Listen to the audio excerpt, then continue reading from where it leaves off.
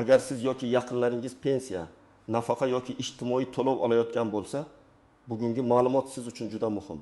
Chunki oxirgi paytlarda ko'pchilik odamlar nega pulim tushmadi? Pensiya jamg'armasi to'lovni to'xtatib qo'ydimi? Menga hech kim oldindan aytmadi-ku degan savollar bilan murojaat qilmoqda. Men bugun aynan shu masalani sotda aniq va amaliy qilib tushuntirib beraman. Pensiya jamg'armasi nima sababdan to'lovlarni vaqtincha to'xtatishi mumkin? Ular bu haqida ko'pincha nega sukut saqlaydi? Kim xavotir olishi kerak, kim esa shoshmasdan tekshiruv qilsa bo'ladi? Videoni hozirning o'zida oxirigacha ko'ring. Chunki bitta kichik xato ham bir necha oy pensiyasiz qolishga olib kelishi mumkin. Kanalga obuna bo'ling, videoga like bosing. Chunki men oddiy odamlar tushunadigan tilda muhim huquqiy va ijtimoiy masalalarni tushuntirib boraman. Oldin ko'p narsa ancha sodda ko'rinardi.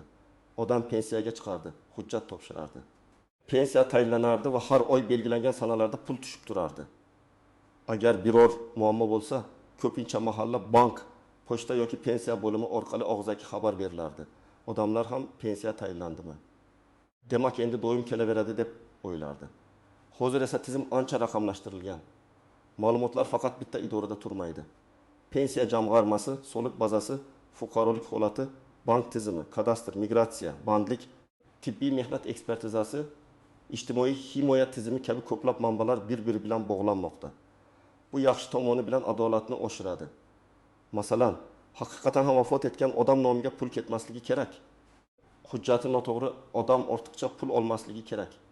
Ish staji noto'g'ri kiritilgan bo'lsa, u tekshirilishi kerak. Lekin yomon tomoni shundaki, bazadagi bitta xato, bank kartadagi bitta muammo, pasport ma'lumotidagi bitta farq yoki tibbiy ma'lumotnomadagi muddati tugash holati to'lovni vaqtincha to'xtatib qo'yishi mumkin. Eng og'riqli joyi shuki, odam ko'pincha buni pul tushmaganidan keyin biladi. Ya'ni siz 5 kuni, 10 kuni yoki odatda pensiya tushadigan sanada kartani tekshirasiz, pul yo'q. Bankka borasiz, ular bizga pul kelmagan deydi. Pensiya bo'limiga borasiz, navbat. Telefon qilsangiz javob bermasligi mumkin. Shunda odam vahimaga tushadi. Meni pensiyadan chiqarib yuborishdimi? Endi pulim kuyib ketadimi? Qaysi hujjatim yetmayapti? Bugun men shu savollarga tizimli javob beraman. Birinchi sabab shaxsiy ma'lumotlar mos kelmasligi. Bu eng ko'p uchraydigan sabablardan biri. Masalan, pasport yangilangan, ID karta olingan, familiya o'zgargan, tug'ilgan sana eski hujjatda boshqacha yozilgan. Lotin va kiril yozuvida ism familiyada farq bor. Tizim bunday farqni ko'rsa, bu o'sha odammi yoki boshqa odammi degan savol paydo bo'ladi. Shu paytda to'lov avtomatik yoki yarim avtomatik tarzda tekshiruvga tushishi mumkin. Misol keltiraman. Tasavvur qiling. Ayol kishi nikohdan keyin familiyasini o'zgartirgan. Pensiya hujjatlarida u Karimova bo'lib turibdi. Bank kartasida esa Toshmatova bo'lib qolgan. Yoki eski mehnat daftarchasida Gulnora deb yozilgan. Pasportda Gulnoza deb kiritilgan. Oddiy odam uchun bu bitta harfdek ko'rinadi, lekin elektron tizim uchun bu alohida shaxs bo'lib ko'rinishi mumkin. Natijada to'lov to'xtaydi yoki kechikadi. Ikkinchi sabab, pensionerning tirikligini tasdiqlash bilan bog'liq muammo. Bu gap ba'zilarga qo'pol eshitilishi mumkin, lekin tizim uchun muhim. Davlat pensiyasi faqat tirik, huquqi bor shaxsga to'lanadi, agar fuqarolik holati organlaridan, bankdan yoki boshqa bazadan shubhali signal kelsa, masalan, odam uzoq vaqt bank kartasidan foydalanmagan bo'lsa, yashash joyi bo'yicha ma'lumot yangilanmagan bo'lsa, yoki xatolik bilan vafot etganlar ro'yxatiga yaqin ma'lumot chiqsa, to'lov vaqtincha tekshiruvga qo'yilishi mumkin. Hayotiy misol, 78 yoshli otaxon pensiyani kartaga oladi, lekin kartani o'g'li ishlatadi. Otaxon o'zi bankka bormaydi, elektron ilovadan foydalanmaydi. Doim pulni boshqa odam yechib beradi. Tizim yoki bank xavfsizlik tekshiruvida savol paydo bo'lishi mumkin. Haqiqiy pensioner puldan xabardormi? U hayotmi? Huquqiy vakolat bormi? Bu albatta hamma holatda to'lov to'xtaydi degani emas, lekin ayrim vaziyatlarda tekshiruv sabab bo'ladi. Uchinchi sabab, nogironlik pensiyasi yoki nafaqasida qayta tibbiy ko'rik muddati tugashi. Bu juda muhim. Ayrim nogironlik guruhlari muddatsiz beriladi, ayrimlari esa ma'lum muddatga tayinlanadi. Agar odam belgilangan muddatda qayta tibbiy mehnat ekspertizasidan o'tmasa, tizim huquq tasdiqlanmadi deb ko'rishi mumkin. Shunda to'lov to'xtaydi. Masalan, bir fuqaro ikkinchi guruh nogironligi bo'yicha har oy 900 ming so'm atrofida to'lov olayotgan bo'lsin. Uning tibbiy xulosasi bir iyungacha amal qiladi. U esa hali vaqt bor deb yurib. Iyun oyida ko'rikka bormadi. Iyulda pul tushmaydi. U pensiya bo'limiga boradi, ular tibbiy xulosa yangilanmaganini aytadi. Bu yerda pensiya jamg'armasi odamni jazolamoqchi emas. Tizim shunchaki huquqni tasdiqlovchi hujjat muddati tugaganini ko'ryapti. 4-sabab ishga joylashish, daromad yoki boshqa to'lovlar bilan bog'liq o'zgarishlar. Hamma pensiya turi bir xil emas. Yoshga doir pensiya, nogironlik pensiyasi, o'quvchisini yo'qotganlik pensiyasi, ijtimoiy nafaqa, kompensatsiya, parvarish puli kabi to'lovlarda shartlar farq qiladi. Ba'zi to'lovlarda ishlash to'liga ta'sir qilmasligi mumkin, ba'zilarida esa daromad. Talabalik, ishga kirish, boshqa nafaqa olish holati tekshiriladi. Masalan, o'quvchisini yo'qotganlik pensiyasini olayotgan talaba bor. U kunduzgi ta'limda o'qiyotgani uchun to'lov oladi. Agar u o'qishni tugatsa, akademik ta'tilga chiqsa yoki ta'lim shakli o'zgarsa, to'lovga ta'sir qilishi mumkin. Yoki bola 10 yoshga to'lsa, lekin o'qiyotganini tasdiqlovchi ma'lumot vaqtida kiritilmasa, pul to'xtashi mumkin. Odam esa axir men hali o'qiyapman deydi. Ha, o'qiyotgan bo'lishi mumkin, lekin tizimda tasdiq bo'lmasa, to'lov yurmaydi. 5-sabab ortiqcha to'langan pul aniqlanishi. Bu juda nozik masala. Ba'zida odam yillar davomida to'lov olib keladi. Keyin tekshiruvda stajni to'g'ri hisoblangani, ish haqi ma'lumoti xato kiritilgani, bir vaqtning o'zida 2 xil to'lov asossiz berilgani aniqlanadi. Shunda jamg'arma qayta hisob-kitob qiladi. Agar ortiqcha to'langan summa bo'lsa, kelgusi to'lovlardan ushlab qolish yoki to'lovni vaqtincha to'xtatish masalasi chiqishi mumkin. Misol uchun, fuqaroning pensiyasi 7 million 7 ming so'm qilib tayinlangan. Keyin arxiv tekshiruvida 3 yillik ish staji 2 marta hisoblangan bo'lib chiqdi. Qayta hisob-kitobdan so'ng pensiya 1 million 520 ming so'm bo'lishi kerakligi aniqlanadi. Agar oldingi davrda ortiqcha to'lov chiqqan bo'lsa, jamg'arma uni qaytarish tartibini qo'llashi mumkin. Bu holatda odam men aybdor emasman, hujjatni o'zlari hisoblagan deydi. Bu e'tiroz muhim, lekin baribir rasmiy tartibda ariza tushuntirish va zarur bo'lsa shikoyat orqali masalani hal qilish kerak. 6-sabab bank kartasi. Hisob raqami yoki to'lov kanali bilan bog'liq muammo. Ba'zan muammo pensiya jamg'armasida emas, bankda bo'ladi. Karta muddati tugagan, karta bloklangan, hisob raqami yopilgan, bank rekvizitlari o'zgargan. Plastik karta boshqa filialda ochilgan. Odam yangi karta olgan. U pensiya bo'limiga xabar bermagan bo'lishi mumkin. Bunday holatda jamg'arma pulni yuborgan bo'lishi ham mumkin, lekin pul qaytib ketadi yoki tranzitda ushlanib qoladi. Masalan, pensionerning kartasi aprel oyida amal qilish muddatini tugatdi. U may oyida yangi karta oldi, lekin yangi karta pensiya to'lovi uchun avtomatik ulanmagan. Pensioner karta qo'limda, demak pul tushadi deb o'ylaydi. Aslida esa pensiya to'lovi eski hisob raqamga ketayotgan bo'lishi mumkin. Shuning uchun bank va pensiya bo'limi o'rtasidagi rekvizitlarni albatta tekshirtirish kerak. Endi men kimlar birinchi navbatda tekshirishi kerakligini aytaman. Agar sizning pensiyangiz odatdagi sanadan 3-5 ish kuni o'tib ham tushmasa, bu signal. Agar siz yaqinda pasport yoki ID kartani almashtirgan bo'lsangiz, familiyangiz o'zgargan bo'lsa, yashash joyingizni o'zgartirgan bo'lsangiz, bank kartangizni yangilagan bo'lsangiz, nogironlik bo'yicha tibbiy ko'rik muddati yaqinlashgan bo'lsa, albatta darhol tekshiring. Agar siz o'quvchisini yo'qotganlik pensiyasi olayotgan bo'lsangiz va farzandingiz 18 yoshga to'lgan bo'lsa, o'qish joyidan ma'lumot kerak bo'lishi mumkin. Agar siz nogironlik nafaqasi olayotgan bo'lsangiz, tibbiy xulosaning muddati juda muhim. Agar siz ijtimoiy nafaqa yoki kam ta'minlanganlik bo'yicha to'lov olayotgan bo'lsangiz, oilaviy daromad, mulk, avtomobil, ishga kirish, soliq ma'lumotlari tekshirilishi mumkin. Bularning har biri to'lovga bevosita ta'sir qiladi. Kim shoshilmasligi mumkin? Agar to'lov sanasi dam olish yoki bayram kunlariga to'g'ri kelgan bo'lsa, ba'zan 1-3 kunlik kechikish bo'lishi mumkin. Agar bank tizimda texnik ishlar bo'lsa, pul kechroq ko'rinishi mumkin. Agar sizning mahallangiz yoki hududingizda to'lovlar bosqichma-bosqich tarqatilsa, hamma bir kunda olmasligi mumkin. Lekin men baribir kutavering demayman. Eng to'g'ri yo'l.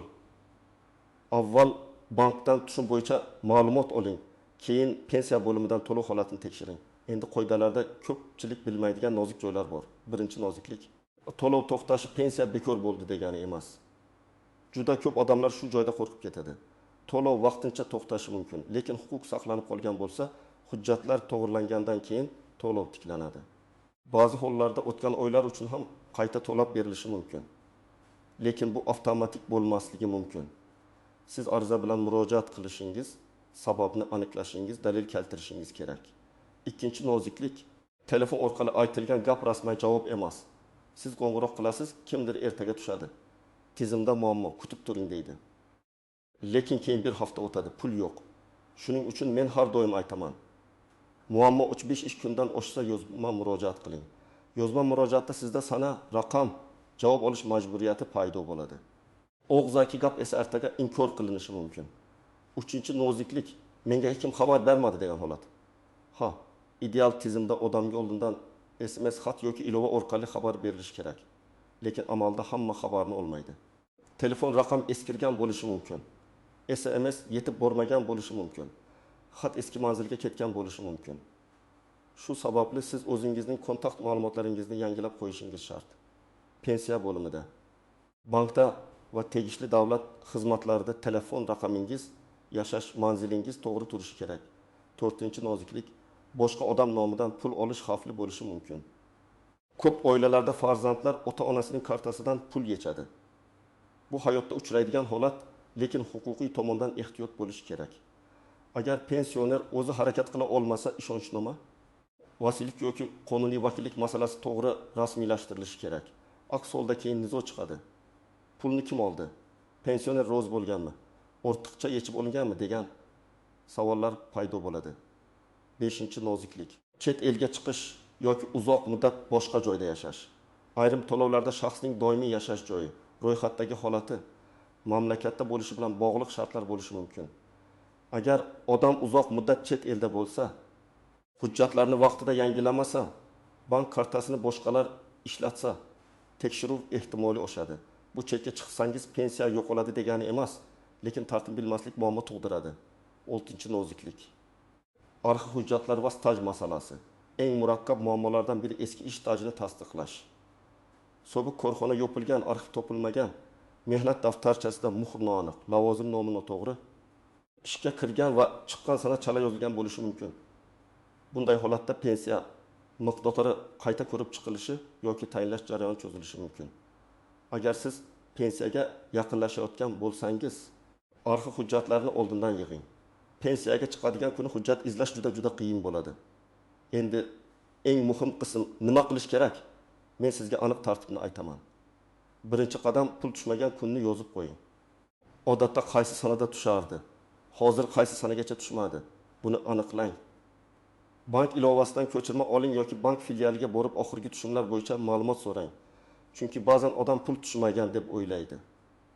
Lekin karta boshqa hisobga ulangan bo'ladi yoki avvalgi qarzdorlik avtomatik yechilgan bo'ladi. Ikkinchi qadam, bankdan karta va hisob raqam holatini tekshiring. Karta faolmi? Muddati tugamaganmi? Bloklanmaganmi? Pensiya tushadigan hisob raqam shu kartaga bog'langanmi? Pul qaytib ketmaganmi? Bank xodimidan pensiya jamg'armasidan oxirgi to'lov kelganmi yoki yo'qmi deb aniq so'rang. Karta ishlayapti degan javob yetarli emas. Sizga aynan pensiya to'lovi kelmaganini bilish kerak. 3-qadam, tuman yoki shahar pensiya bo'limiga murojaat qiling. O'zingiz bilan pasport yoki ID karta, bank kartasi rekviziti, pensiya guvohnomasi bo'lsa uni, nogironlik bo'yicha hujjat bo'lsa tibbiy xulosa, boquvchisini yo'qotganlik bo'yicha bo'lsa tug'ilganlik guvohnomalari va o'qish joyidan ma'lumot olib boring. Agar muammo farzand, ota-ona yoki turmush o'rtoq nomidan bo'lsa, qarindoshlikni tasdiqlovchi hujjat va kerak bo'lsa ishonchnoma tayyorlang. 4-qadam, og'zaki javob bilan cheklanib qolmang. Agar xodim tekshiramiz, kutib turing, keyingi oy bo'ladi desa. Hurmat bilan yozma ariza topshiring. Arizada shunday mazmun bo'lsin: men falonchi, pasport ma'lumotim falon, pensiya yoki nafaqa oluvchiman. Falon oydan boshlab to'lov kelmayapti. To'lov nima sababdan to'xtatilgani yoki kechikayotgani yozma ravishda tushuntirib berishingizni. Huquqim mavjud bo'lsa to'lovni tiklab, o'tgan davr uchun hisob-kitob qilishni so'rayman. Arizani 2 nusxada tayyorlang. Bir nusxasi idorada qoladi. Ikkinchi nusxasiga qabul qilingan sana va raqam qo'ydiring. 5-qadam, hujjatlarni tekshiring. Pasportdagi ism, familiya, pensiya hujjatlarida qanday turibdi? bankdagi ma'lumot bilan emasmi? Tug'ilgan sana to'g'rimi? Jasashir to'g'ri kiritilganmi? Juda ko'p muammo aynan shu mayda ko'rinadigan xatolardan chiqadi. Masalan, o'g'li va o'g'li, Jo'rayev va Jo'rayev, Xolmatovna va Kolmatovna kabi yozilishlar bazalarida farq qilishi mumkin. Buni to'g'rilash uchun tegishli idoraga murojaat qilish kerak bo'ladi. 6-qadam, agar nogironlik yoki tibbiy asos bo'lsa, muddatni albatta tekshiring. Tibbiy xulosangiz qachongacha amal qiladi? Qayta ko'rik sanasi o'tib ketmaganmi? Agar o'tib ketgan bo'lsa, darhol tibbiy mehnat ekspertizasi bilan bog'laning. To'lovni tiklash uchun yangi xulosa tizimga kiritilishi kerak. Shunchaki men kasalman-ku degan gap yetmaydi. Tizim hujjat so'raydi. 7-qadam, agar sizga ortiqcha to'lov bor deyishsa, darhol summani, davrni va asosni yozma so'rang. Qaysi oylar uchun ortiqcha to'langan, qaysi hujjat asosida qayta hisoblangan, qancha ushlab qo'linadi, necha oy davomida ushlanadi, bularni bilishingiz kerak. Agar rozi bo'lmasangiz, yuqori turuvchi tashkilotga yoki sudga murojaat qilish huquqingiz bor. Lekin e'tiroz ham dalil bilan bo'lishi kerak. Mehnat daftarchasi, arxiv ma'lumoti, ish haqi ma'lumoti, sud qarori, tibbiy xulosa kabi hujjatlar kerak bo'ladi. 8-qadam, barcha murojaatlaringizni saqlang. Ariza nusxasi, javob xati, bank ma'lumoti, SMS, ilova skrinshotlari, tibbiy xulosa o'qish joyidan ma'lumot, arxiv hujjati hammasini alohida papkaga yig'ing. Bugun kerak bo'lmasa, ertaga kerak bo'ladi. Ayniqsa pensionerlar ko'pincha qog'ozlarni tashlab yubordim deydi. Keyin esa isbotlash qiyinlashadi. 9-qadam, yuqori tashkilotlarga murojaat qilishdan qo'rqmang. Agar tuman darajasida javob cho'zilsa yoki javob sizni qoniqtirmasa, viloyat boshqarmasiga, tegishli vazirlik yoki jamg'arma markaziy apparatiga, shuningdek davlat xizmatlari yoki yagona interaktiv davlat xizmatlari portali orqali murojaat qilish mumkin. Muhim, murojaat hissiyot bilan emas, fakt bilan yozilishi kerak. Falon sanada ariza berdim. Falon raqam bilan qabul qilindi. Falon muddatda javob berilmadi yoki javobda sabab ko'rsatilmagan. 10-qadam, yaqinlaringizning to'lovlarini ham nazorat qiling. Ayniqsa yoshi katta ota-onalar, nogironligi bor shaxslar, yolg'iz yashovchi pensionerlar, internetdan foydalana olmaydigan odamlar ko'pincha muammoni kech biladi. Siz farzand sifatida oyda bir marta karta olatini, hujjat muddatini, tibbiy ko'rik sanasini, telefon raqam va manzil ma'lumotlarini tekshirib qo'ysangiz, katta muammoning oldini olasiz. Endi videoning sarlavasidagi eng og'riqli savolga kelamiz. Nega odamlar ular sukut saqlayapti deb o'ylaydi? Men buni 6 ta sabab bilan tushuntiraman. Birinchisi, tizim avtomatik ishlaydi, lekin odamga tushuntirish avtomatik yetib bormaydi. Ya'ni baza to'lovni tekshiruvga qo'yadi. Lekin pensionerga oddiy tilda sizning kartangiz muddati tugagan yoki tibbiy xulosa yangilanmagan degan xabar bormasligi mumkin. Ikkinchisi, idoralar o'rtasida ma'lumot almashinuvi bor. Lekin javobgarlikni odamlar bir-biriga surishi mumkin. Bank pul kelmagan deydi. Pensiya bo'limi bankdan tekshiring deydi. Tibbiy idora xulosa yuborilgan deydi. Oddiy fuqaro esa o'rtada sarson bo'ladi. Uchinchisi, xodimlar yuklamasi katta bo'lishi mumkin. Bir kunda o'nlab, yuzlab odam murojaat qiladi. Bu holat muammoni oqlamaydi, lekin nima uchun sizga darhol batafsil tushuntirish berilmayotganini izohlaydi. To'rtinchisi, fuqaroning kontakt ma'lumoti eskirgan bo'ladi. Eski telefon raqam, eski manzil, boshqa odam nomidagi karta yoki vakil orqali aloqa qilish xabar yetib bormasligiga sabab bo'ladi. Beshinchisi, ayrim holatlarda tekshiruv yakunlanmaguncha xodim aniq javob bermaydi. Chunki u hali sababni to'liq bilmaydi yoki hujjat boshqa idoradan kelishi kerak. Lekin fuqaro uchun bu sukutdek ko'rinadi. 6-si, odamlar o'z huquqini yozma talab qilishni bilmaydi. Agar siz yozma murojaat qilmasangiz, muammo navbatdagi og'zaki suhbat bo'lib qolaveradi. Yozma murojaat esa jarayonni rasmiylashtiradi va javob berish majburiyatini yaratadi. Bugun men sizga pensiya yoki nafaqa to'lovlari nima sababdan to'xtashi yoki kechikishi mumkinligini tushuntirdim. Eng ko'p uchraydigan sabablar: shaxsiy ma'lumotlar mos kelmasligi, tiriklik yoki vakillik bilan bog'liq tekshiruv, tibbiy xulosa muddati, ish yoki o'qish holatidagi o'zgarish, ortiqcha to'lov aniqlanishi, bank kartasi va hisob raqam muammolari. Agar pul tushmasa vahimaga tushmang, lekin jim ham o'tirmang. Avval bankni tekshiring, keyin pensiya bo'limiga yozma murojaat qiling, hujjatlaringizni tartibga keltiring, sababni yozma so'rang va zarur bo'lsa yuqori tashkilotlarga murojaat qiling. Eng muhimi, har bir gapni hujjat bilan tasdiqlang. Sizda ham pensiya yoki nafaqa to'lovi kechikkanmi, to'xtatilganmi yoki sababsiz tushmay qolganmi? Izohlarda o'z holatingizni yozing.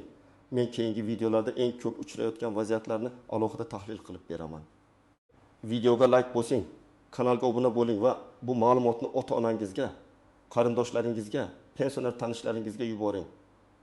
Chunki bitta to'g'ri maslahat kimningdir bir necha oylik pensiyasini saqlab qolishi mumkin.